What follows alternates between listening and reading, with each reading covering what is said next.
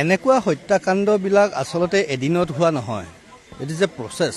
মই সদায় প্ৰচেছত বিশ্বাস কৰোঁ আৰু মই কওঁ এদিনত হোৱা নাই। তেওঁলোকৰ আপুনি কাৰোবাক মাৰি দিব পাৰিব নেকি? আপুনি মই মানুহ মাৰিব নোৱাৰোঁ। কিয় নোৱাৰোঁ? কাৰণ আমাৰ মানসিকতাই সেইটো নকয়। আমাক আপব্ৰিংগিংটো তেনেকুৱা হোৱা নাই, আমাৰ লালন পালন তেনেকুৱা নহয়। কিন্তু যিসকলক জন্মৰ পৰা কেৱল হিংসা হত্যাৰ কাৰণে প্ৰশিক্ষণ দিয়া হয়, যিসকলক মাদ্ৰাছাত তাৰ প্ৰশিক্ষণ দিয়া হয়, যিসকলৰ ধৰ্মপুথিখনত সেই কথা লিখা আছে।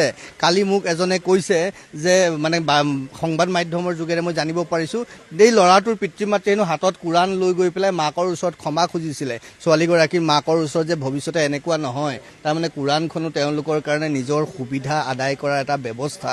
যদি এনেকুৱা হ'ব নোৱাৰিলেহেঁতেন তেতিয়াহ'লে আজি ল'ৰাটো মৰিবলগীয়া নহ'লহেঁতেন, আমাৰ ছোৱালীজনী আজি হস্পিটেলত থাকিবলগীয়া নহ'লহেঁতেন, তাকো আৰক্ষীয়ে এনকাউণ্টাৰ কৰিবলগীয়া নহ'লহেঁতেন। মানে মূল কথা হ'ল তেওঁলোকে ধৰ্মৰ নামত ভেকু ভাওনা, তেওঁলোকে ধৰ্মান্ধ, তেওঁলোক অন্ধ, তেওঁলোক আপুনি নৰখাদক। এইবিলাক নৰখাদকক গুলিয়াবই লাগিব, তাৰ বাহিৰে বেলেগ উপায় নাই।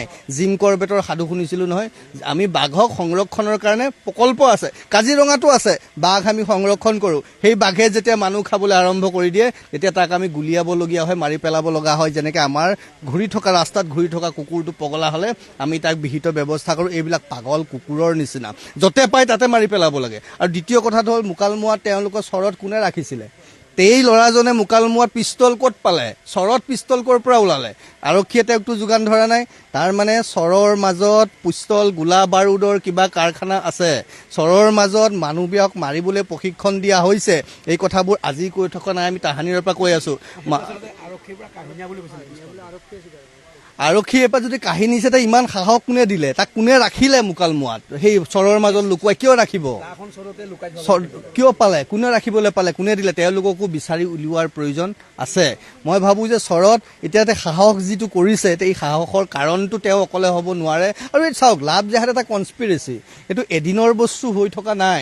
এই কি ধৰণে আমাৰ ছোৱালী বোৱাৰীৰ সতীত্ব হনন কৰি, কি ধৰণে আমাৰ মন মানসিকতাক নষ্ট কৰিব পাৰি, কি ধৰণে আমাক আমাৰ ঠাইৰ পৰা খেদি পঠিয়াব পাৰি, কি ধৰণে সেই মাটিবিলাক দখল কৰিব পাৰি, কি ধৰণে আমাৰ সমস্তখিনি কাঢ়ি লৈ পেলাই ইছলামীকৰণৰ কাৰণে, ইছলামাইজেশ্যন ইজ দ্য অনলি এজেণ্ডা। ই কোনো ধৰ্ম বা পন্থ নহয়। ধৰ্মই মানুহক মানুহৰ ওচৰলৈ আনে, ধৰ্মই মানুহক মানুহৰ পৰা আঁতৰাই পঠাব নোৱাৰে। ধৰ্মই মানুহক আধ্যাত্মিক হ'বলৈ শিকায়, সহনশীল হ'বলৈ শিকায়। ধৰ্মই মানুহক সন্ত্ৰাসবাদী হ'বলৈ নিশিকায়, যিবিলাক তেওঁলোকে কৰে। It is a kind of terrorism.